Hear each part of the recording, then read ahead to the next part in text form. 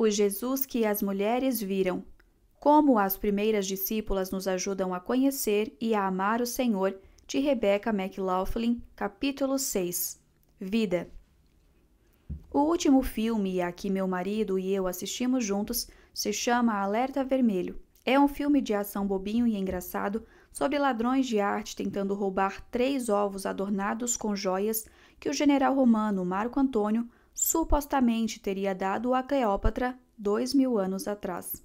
No início do filme, um dos protagonistas, vivido por Dwayne Johnson, conhecido como The Rock, alerta ao Museu de Arte em Roma que o ovo em exibição pode ter acabado de ser roubado. O diretor do museu não acredita nele. Quando eles chegam à sala da exposição, há um ovo que parece legítimo, mas Johnson usa um sensor térmico para mostrar que o ovo não está emitindo a radiação correta. O diretor diz que provavelmente se trata apenas de um erro do sensor. Então, Johnson pega uma Coca-Cola de um garotinho e a joga sobre o artefato de metal da antiguidade supostamente inestimável. O ovo se desintegra. Sem a ressurreição corporal de Jesus, a fé cristã jaz morta e sepultada, como o cadáver de Jesus naquele primeiro sábado. A espantosa alegação ouvida primeiro por sua mãe Maria, de que Jesus é o Rei eterno prometido por Deus, cai por terra. Não há verdade, esperança ou vida no cristianismo se Jesus não ressuscitou. Alguns estudiosos, como Bart Ehrman, defendem que, quando examinamos nos 4 evangelhos os relatos da morte e ressurreição de Jesus, a alegação da ressurreição se desintegra diante de nossos olhos como o ovo batizado pela Coca-Cola. No entanto, como veremos neste capítulo, se estudarmos mais atentamente as passagens do Evangelho, descobriremos o oposto, não provas de uma fraude, mas sinais de autenticidade. Um desses sinais é que todos os 4 evangelhos nos convidam a ver a morte e ressurreição de Jesus pelos olhos de mulheres, do útero ao túmulo. Certa vez, na hora de ir dormir, quando minha filha Elisa tinha 5 anos, ela passou os braços ao redor de meu pescoço e perguntou: "Mamãe, você vai me abraçar quando eu estiver morrendo?" Ao que respondi: "Sim, querida." Graças a Deus, é muito mais provável que ela me abrace quando eu estiver morrendo. Ver um filho morrer é uma possibilidade horrível. Se, Deus me livre, ela morresse primeiro, eu gostaria de estar abraçando-a neste momento. Mas, mesmo que ela morra na velhice, quando eu já tiver ido há tempos, Elisa ainda pode chamar por mim. Recentemente, soube que pessoas idosas muitas vezes gritam o nome da mãe quando estão morrendo, voltando ao que sentiam quando crianças em busca de consolo. Quando estava prestes a morrer, Jesus chamou por sua mãe também, mas não para que ela pudesse cuidar dele. Em vez disso, ele clamou que cuidassem dela. João escreve: "Quando Jesus viu sua mãe ali, ao lado do discípulo a quem ele amava, disse-lhe: 'Mulher, este é seu filho.' E ao discípulo disse: 'Esta é sua mãe.' Daquele momento em diante, o discípulo a recebeu em sua casa."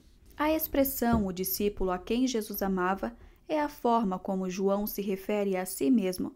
Sabemos que Tiago, meio-irmão de Jesus, tornou-se líder na igreja dos primeiros tempos. Entretanto, durante a vida de Jesus neste mundo, seus irmãos biológicos não parecem ter entendido sua missão.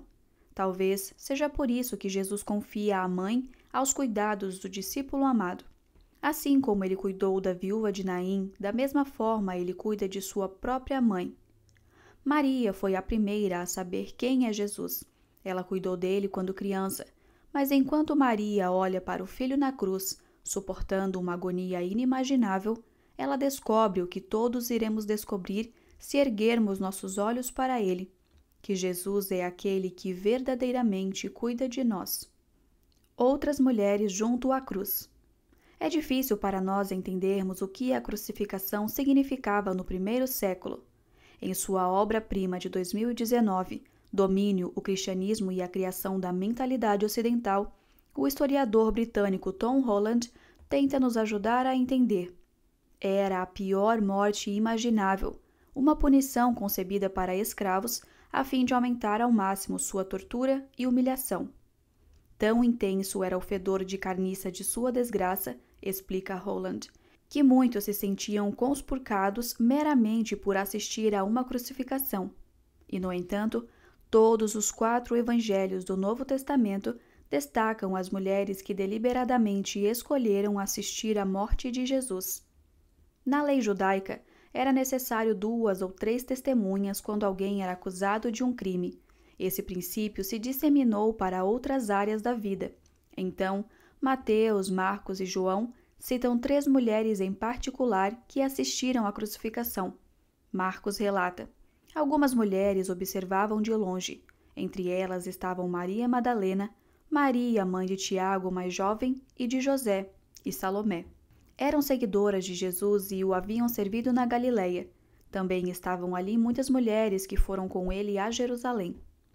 Como veremos, Maria Madalena desempenha um papel central em todos os evangelhos no momento em que eles testificam a ressurreição de Jesus. Mateus, Marcos e João a citam na crucificação também. A segunda testemunha de Marcos é outra Maria, cujos filhos Tiago e José provavelmente eram conhecidos na igreja dos primeiros tempos. Em terceiro lugar, Marcos cita uma mulher chamada Salomé. Salomé era o segundo nome mais comum entre mulheres judias naquele tempo e local. Mas o nome de Salomé não vem acompanhado de nenhuma referência, o que sugere que os primeiros leitores de Marcos teriam ouvido falar dela e que não havia outra Salomé entre os discípulos mais conhecidos de Jesus. Mateus cita as mesmas 2 mulheres primeiro, como Marcos, porém, em vez de Salomé, sua terceira testemunha ocular é a mãe dos filhos de Zebedeu. Como vimos no capítulo 3, essa mulher só aparece em Mateus, e sua presença junto à cruz a redime de sua tentativa equivocada de conseguir postos privilegiados para os filhos no reino de Jesus. Lucas, que já no início de seu evangelho apresentou Maria Madalena, Joana e Susana, como estando entre as várias mulheres que seguiam a Jesus, nos conta simplesmente que as mulheres que o seguiram desde a Galileia olhavam de longe. Todas essas mulheres conheciam Jesus de perto. Elas o seguiram durante anos. Quando ele passara por cidades e povoados, anunciando o reino de Deus, elas estavam com ele. Elas o haviam visto realizar curas, ensinar o povo e expulsar demônios. Agora, elas o viam pregado à cruz, eviscerado sob o olhar público. João é o único autor dos evangelhos que alega haver testemunhado pessoalmente a crucificação de Jesus. Mas, a exemplo de Mateus e Marcos, ele também registra 3 mulheres testemunhas, todas com o nome Maria. Perto da cruz estavam a mãe de Jesus, a irmã dela, Maria, esposa de Clopas, e Maria Madalena. Ao contrário das outras 2 Marias na lista de João, Maria, esposa de Clopas, não é um nome familiar para nós. No entanto, escritos do início do cristianismo fazem referência a um casal chamado Maria e Clopas, que era um nome incomum, como pais de um homem chamado Simão, um líder importante na igreja dos primeiros tempos. Clopas era irmão do pai adotivo de Jesus, José. Por isso, João chama sua esposa Maria de irmã da mãe de Jesus. Portanto, essa Maria provavelmente era conhecida dos primeiros leitores de João também. Como vemos Jesus pelos olhos das várias mulheres que assistiram à sua crucificação, algumas que haviam estado com ele desde a Galileia e o servido, outras que haviam subido com ele a Jerusalém? Nós o vemos como aquele a quem elas amam, despedaçado e mutilado, zombado e desprezado. Vemos a placa sobre a cabeça dele onde está escrito: "Este é Jesus, o Rei dos Judeus." Vemos aquele em quem toda a fé enviada por Deus estava concentrada, pregado agora em uma cruz romana. Nós o vemos através das lágrimas delas, mas, fundamentalmente, nós o vemos. Na maior parte deste livro, ao observarmos pelos olhos das mulheres, vimos Jesus como um herói. Nós o vimos como alguém que cura, que ensina e como o rei há muito esperado, como aquele que chama os mortos do túmulo e concede perdão divino aos pecadores. Mas aqui nós o vemos como aquele que sofreu um tormento pavoroso e uma morte excruciante. Nós o vemos como uma vítima do poder de Roma. Nós o vemos nesse momento não como Senhor universal, mas como um aparente fracasso. Para vermos o que Jesus realmente é vital que o vejamos na cruz como Maria Madalena, Maria, esposa de Clopas, Maria, mãe de Tiago e José, Maria, sua própria mãe, Salomé e a mãe dos filhos de Zebedeu o viram naquele dia. Mas o papel das mulheres como testemunhas não se encerra aqui. Precisamos continuar olhando pelos seus olhos. Testemunhas do sepultamento de Jesus. É fácil ignorar o sepultamento de Jesus como uma colina sem importância entre dois grandes picos, mas os autores dos evangelhos dedicam um bom tempo para descrever suas testemunhas. Mais uma vez, diversas mulheres são nomeadas. Isso é especialmente notável, já que todos os 4 evangelhos também citam uma testemunha muito mais impressionante a essa altura. Marcos nos conta que José de Arimateia foi corajosamente a Pilatos e pediu o corpo de Jesus. José era um membro respeitado do conselho dos líderes do povo e esperava a chegada do reino de Deus. Quando o corpo lhe foi cedido, José comprou um lençol de linho, desceu o corpo de Jesus da cruz, envolveu-o no lençol e colocou-o num túmulo escavado na rocha. Então, rolou uma grande pedra na entrada do túmulo. João acrescenta uma segunda testemunha masculina neste ponto, um líder dos fariseus chamado Nicodemos, cuja história de visita a Jesus à noite foi narrada anteriormente. O testemunho desses homens poderosos teria muito mais peso do que o das mulheres seguidoras de Jesus. Apesar disso, Mateus, Marcos e Lucas indicam as mulheres que estão lá quando Jesus é enterrado. É fundamental que as mulheres estejam familiarizadas com o túmulo de Jesus, senão o impacto de elas o terem encontrado vazio naquela primeira manhã de Páscoa se perderia. Marcos narra que Maria Madalena e Maria, mãe de José, viram onde o corpo de Jesus tinha sido sepultado. Da mesma forma, Mateus relata que, quando a entrada do túmulo de Jesus foi lacrada com uma pedra, Maria Madalena e a outra Maria, ou seja, Maria, mãe de Tiago e José, estavam lá, sentadas em frente ao túmulo. É interessante notar que tanto Mateus quanto Marcos deixam de mencionar a terceira testemunha em sua narrativa da crucificação quando descrevem o sepultamento de Jesus, possivelmente porque Susana e a mãe dos filhos de Zebedeu não estivessem presentes. Mateus também relata que guardas foram colocados diante do túmulo de Jesus para reforçar a segurança. Novamente, Lucas é mais geral, mas ainda assim também se mostra ávido por nos contar que as discípulas de Jesus assistiram ao sepultamento. As mulheres da Galileia seguiram José e viram o túmulo onde o corpo de Jesus foi colocado. Como vemos Jesus pelos olhos dessas mulheres durante seu sepultamento? Vemos aquele que deu a vida à filha de Jairo, ao filho da viúva de Naim e ao irmão de Maria e Marta, jazer agora morto ele próprio. Vemos aquele que podia chamar os mortos de seus túmulos, ser colocado em um túmulo. Vemos aquele que ordenou que fosse removida uma pedra sobre o túmulo de Lázaro, ter agora uma pedra empurrada para lacrar o próprio túmulo. Vemos aquele que afirmou para Marta ser a ressurreição e a vida, agora jazendo morto e frio. Ainda assim, as mulheres permaneceram com ele. A pergunta é: quem voltou ao túmulo de Jesus na manhã daquele domingo e o que exatamente foi visto? Testemunhas da ressurreição. Todos os 4 evangelhos nos relatam que, no início do primeiro dia da semana, as mulheres foram ao túmulo de Jesus e todos os 4 evangelhos dizem que Maria Madalena esteve lá, mas cada evangelho dá uma lista levemente diferente dos outros nomes. Herman sugere que estas listas diferentes seriam uma prova de que os relatos se contradizem. Quem foi até o túmulo? Ele pergunta. Teria sido apenas Maria? Maria e outra Maria? Maria Madalena, Maria, mãe de Tiago e Salomé? Ou mulheres que haviam acompanhado Jesus da Galileia até Jerusalém, possivelmente Maria Madalena, Joana, Maria, mãe de Tiago e outras mulheres.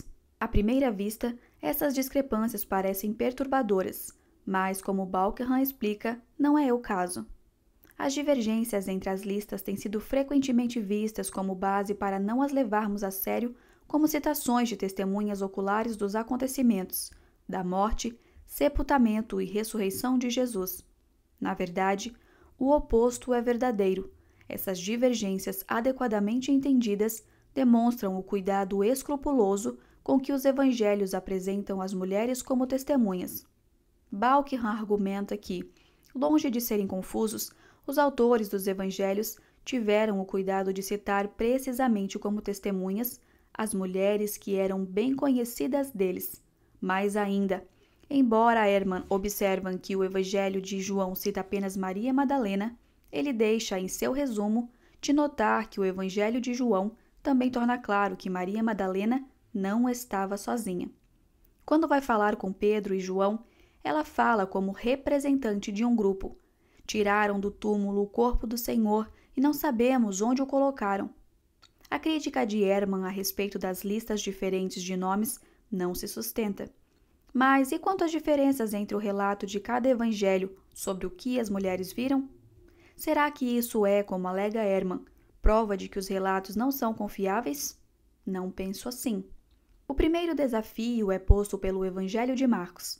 Marcos nos conta que as mulheres se perguntam quem removerá para elas a pesada pedra da entrada do túmulo de Jesus. Quando elas chegam, porém, descobrem que seu problema foi resolvido.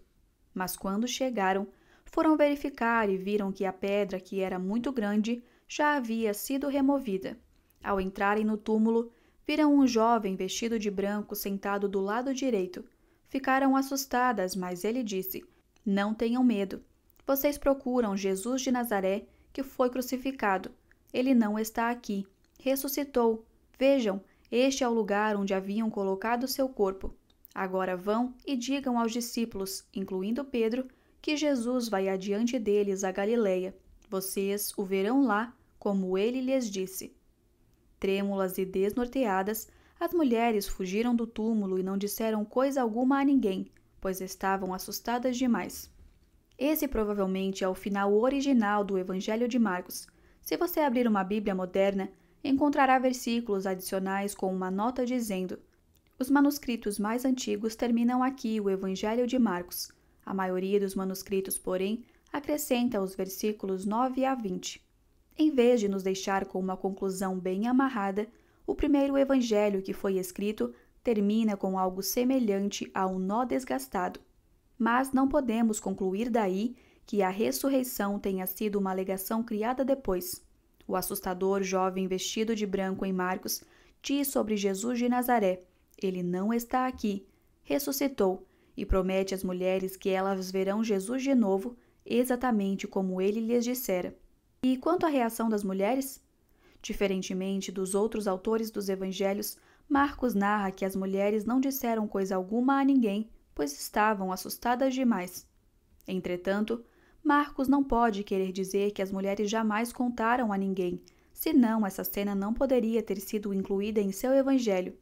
Realmente, esse final do evangelho de Marcos é uma evidência em si de que as mulheres contaram a Pedro, como haviam sido orientadas a fazer, e Pedro garantiu que seu testemunho fosse incluído no evangelho escrito para ele por Marcos. Balkenham defende que, quando Marcos nos conta que as mulheres não disseram coisa alguma a ninguém, ele não quer dizer que elas não seguiram a instrução do anjo de que contassem aos apóstolos de Jesus, mas que elas não espalharam a notícia para as pessoas em geral. Além disso, Balkenham sugere que Marcos não está retratando as mulheres como covardes, mas como tendo precisamente a reação correta a essa notícia extraordinária. A realidade da ressurreição de Jesus é apavorante. É absorvida tranquilamente por nós porque já estamos acostumados com a ideia, mas encontrarem o túmulo de Jesus vazio e serem informadas de que ele ressuscitou dos mortos deve ter feito aquelas mulheres tremerem na base. Assim como quando Jesus acalmou uma tempestade com suas palavras e seus discípulos ficaram apavorados e perguntaram-se: quem é este homem? Até o vento e o mar lhe obedecem? A ressurreição prova que Jesus venceu a morte e que ele é o Rei prometido por Deus eterno, universal e vitorioso sobre tudo. As mulheres estão certas em ter medo. E quanto às diferenças nos diversos relatos dos evangelhos sobre o que as mulheres viram e ouviram? O texto de Lucas é semelhante ao de Marcos, mas em vez de um jovem vestido de branco, Lucas relata que as mulheres encontram 2 homens vestidos com mantos resplandecentes, que lhes contam que Jesus ressuscitou, assim como havia prometido. Será que Lucas está contradizendo Marcos ao dizer que havia 2 homens em vez de um? Não. Em seu relato da ressurreição, Marcos dirige nossa atenção para um homem que fala às mulheres, assim como Jesus dirige nossa atenção para Maria Madalena, apesar de haver claramente outras mulheres no grupo. Fazemos esse tipo de coisa hoje em dia.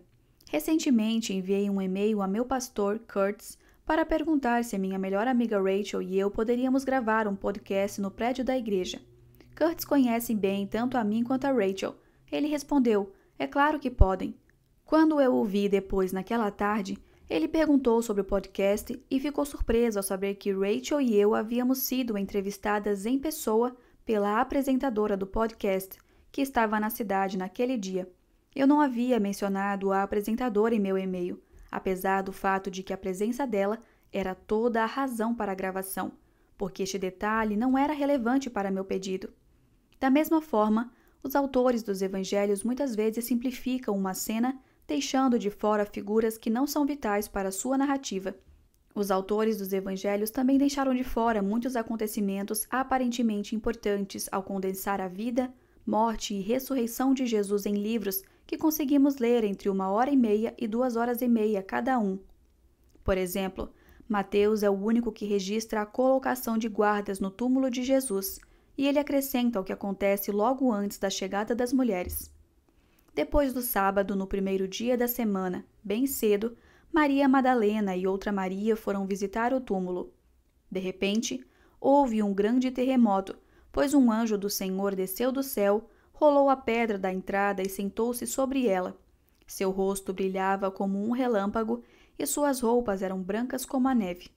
Quando os guardas viram o anjo, tremeram de medo e caíram desmaiados como mortos.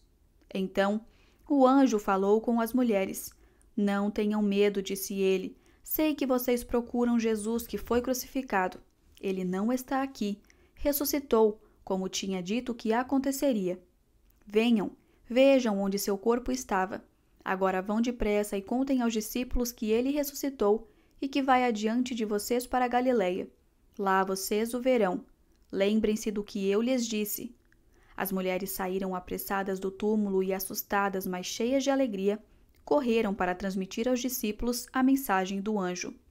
Mateus identifica a figura aterrorizante que fala com as mulheres como um anjo do Senhor, mas isso não significa que ele tenha acrescentado asas ao jovem assustador vestido de branco do relato de Marcos. Na Bíblia, embora os anjos sejam quase sempre assustadores, raramente são descritos como tendo asas, e às vezes são confundidos com seres humanos. Diferentemente de Marcos e Lucas, mas de modo semelhante a João, Mateus também relata um encontro direto entre as mulheres e o próprio Jesus. No caminho, Jesus as encontrou e as cumprimentou. Elas correram para ele, abraçaram seus pés e o adoraram. Então Jesus lhes disse: Não tenham medo, vão e digam a meus irmãos que se dirijam a Galileia. Lá eles me verão.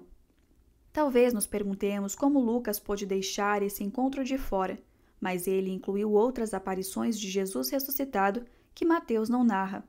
Ao lermos os relatos da ressurreição em Mateus, Marcos e Lucas, vemos como os diferentes autores dos evangelhos tomam decisões diferentes sobre como selecionam, resumem e enfatizam seu material. Se pensarmos sobre isso, nós geralmente fazemos o mesmo. No início de dezembro, um pacote chegou à nossa casa. Continha um livro de fotografias. Minha filha, a Elisa, me perguntou quem o havia enviado. Respondi: foi a vovó. Elisa retrucou: não foi a vovó. Veio de alguém que se chama Susan. Sim, eu sei. A amiga da vovó Susan tirou as fotos no livro. A vovó comprou o livro de Susan e pediu a ela que o enviasse ao papai em nome da vovó. Levou um tempinho até Elisa conseguir decifrar o que estava acontecendo.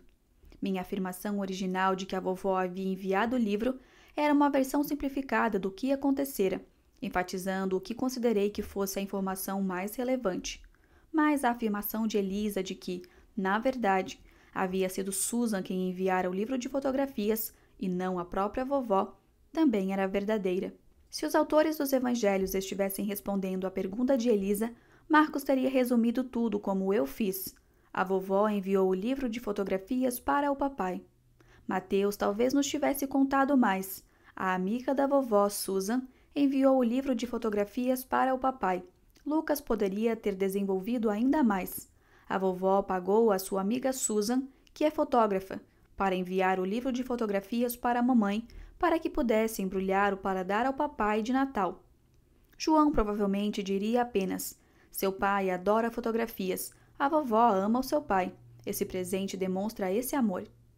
Como instantâneos tirados de ângulos diferentes de uma obra de arte valiosíssima, cada autor dos evangelhos nos dá uma perspectiva única, extraída dos relatos das testemunhas oculares a que tiveram acesso. Como João explica perto do final de seu evangelho, seu objetivo não foi ser completo, mas persuasivo. Os discípulos viram Jesus fazer muitos outros sinais além dos que se encontram registrados neste livro.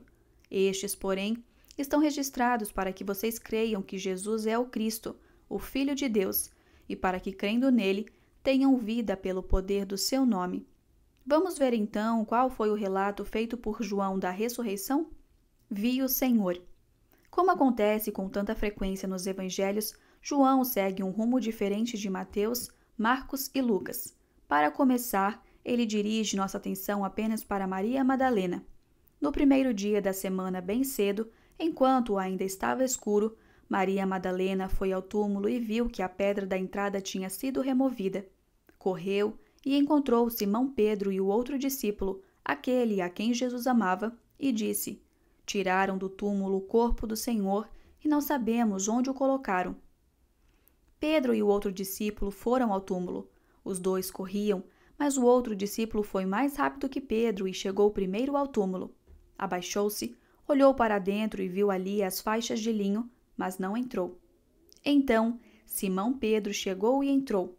Também viu ali as faixas de linho e notou que o pano que cobria a cabeça de Jesus estava dobrado e colocado à parte. O discípulo que havia chegado primeiro ao túmulo também entrou, viu e creu, pois até então não haviam compreendido as Escrituras segundo as quais era necessário que Jesus ressuscitasse dos mortos. Os discípulos voltaram para casa. A princípio, poderíamos pensar que João está descartando o papel que as mulheres desempenharam e chamando a atenção para Pedro e ele próprio. Lucas também havia mencionado a visita de Pedro ao túmulo, depois de escutar o relato das mulheres. Então, enfatizar o papel de Pedro não foi algo sem precedentes, mas, quando continuamos a ler João, descobrimos que ele dá ainda mais ênfase a Maria Madalena do que fazem os outros evangelhos. Primeiro, vemos o encontro de Maria com os anjos. Maria estava do lado de fora do túmulo. Chorando, abaixou-se, olhou para dentro e viu dois anjos vestidos de branco, sentados à cabeceira e aos pés do lugar onde havia estado o corpo de Jesus. Porém, em vez de relatar a mensagem que os anjos deram às mulheres, João registra uma pergunta que eles fazem a Maria. Mulher, por que você está chorando? Ela respondeu, porque levaram o meu Senhor e não sei onde o colocaram. Maria está em luto e perplexa. Não apenas seu Senhor foi crucificado, como seu corpo também parece ter sido roubado. Então, ela não pode velar o corpo como havia esperado fazer. Como vemos Jesus pelos olhos de Maria Madalena nesse momento? Nós não o vemos, mas em seguida ela se vira.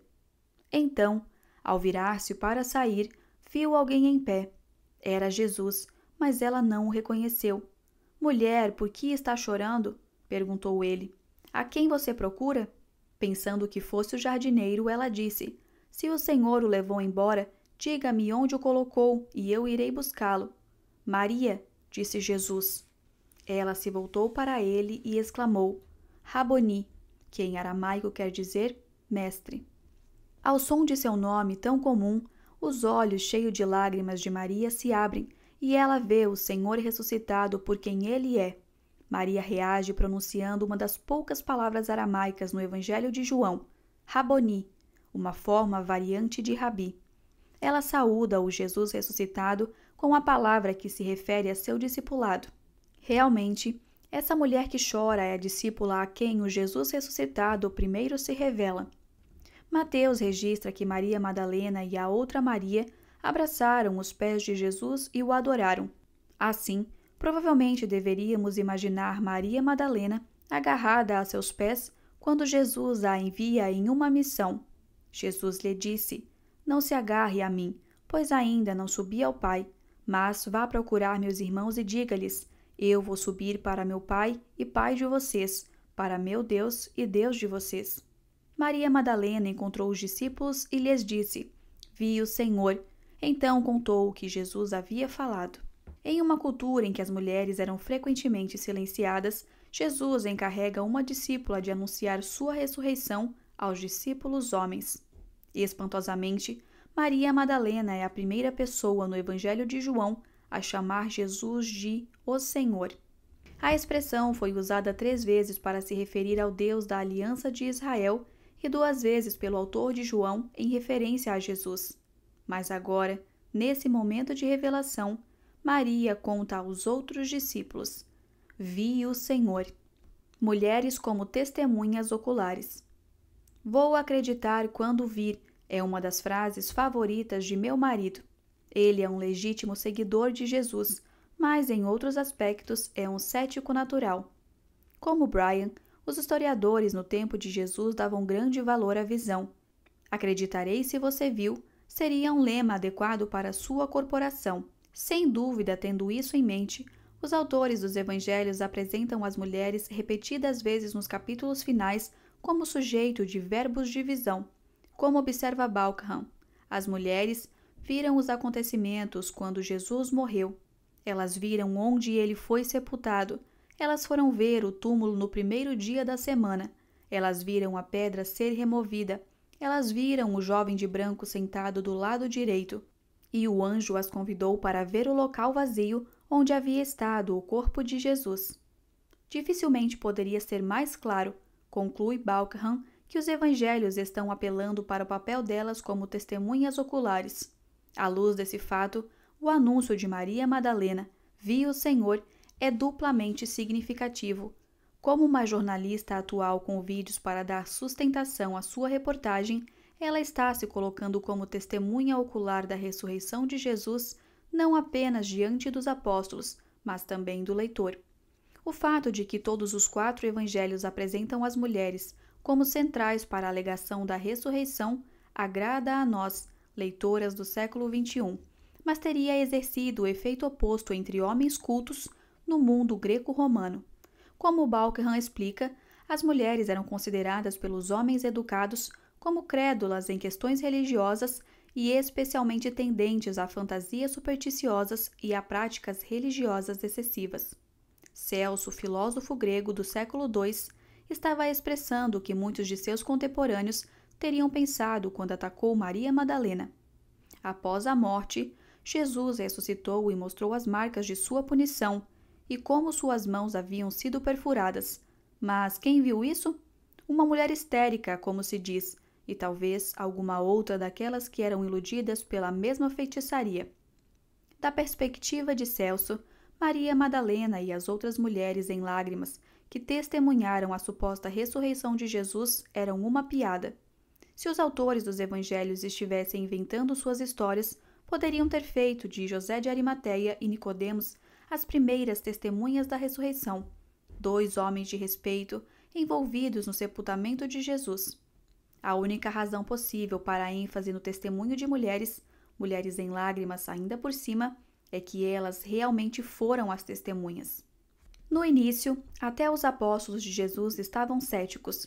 Lucas nos conta: Maria Madalena, Joana, Maria, mãe de Tiago e as outras mulheres que as acompanhavam relataram tudo aos apóstolos. Para eles, porém, a história pareceu absurda e não acreditaram nela. Essas mulheres haviam viajado com Jesus durante todo o ministério dele. Os discípulos homens deveriam confiar nelas. Mas, como sempre, os autores dos evangelhos conservam fielmente as falhas mais mortificantes dos apóstolos, desde a negação de Pedro de que sequer conhecesse Jesus, até a recusa de Tomé em crer que Jesus havia ressuscitado, a não ser que o visse com seus próprios olhos. Novamente, se os autores dos evangelhos tivessem se sentido livres para inventar, Com certeza não sonhariam em elaborar esse retrato embaraçoso de alguns dos principais líderes da igreja dos primeiros tempos. Mas os apóstolos parecem ter adotado esses registros humildes de seus grandes erros pelo fato de lançarem luz sobre o grande triunfo de seu Salvador. Como no filme Alerta Vermelho, a história dos evangelhos depende de uma alegação sobre algo que aconteceu 2000 anos atrás. A premissa de Alerta Vermelho é uma fraude. Até onde sabemos, Marco Antônio não deu a Cleópatra 3 ovos adornados. O filme é uma ficção divertida desde o início até seu final, que aponta para um próximo filme em sequência. Mas os relatos dos evangelhos sobre a morte, sepultamento e ressurreição de Jesus são o oposto da fraude. Na verdade, eles não se encaixam no enredo do que os autores do primeiro século teriam inventado por diversas razões. Eles nos oferecem um Messias crucificado, cuja ressurreição foi vista primeiro por mulheres chorando, e quanto mais entendemos como as biografias eram escritas naquela época e local, mais claro se torna que os autores dos evangelhos estão nos apresentando um testemunho transformador, autêntico e inesperado de testemunhas oculares. Podemos escolher não crer nele. Mas, ao contrário do ovo falso na cena do museu, a alegação das mulheres de que viram Jesus crucificado, sepultado e ressuscitado no terceiro dia, não se desintegra quando testada. E se for verdadeira, é muito mais valiosa do que qualquer artefato antigo. É a própria fonte da vida.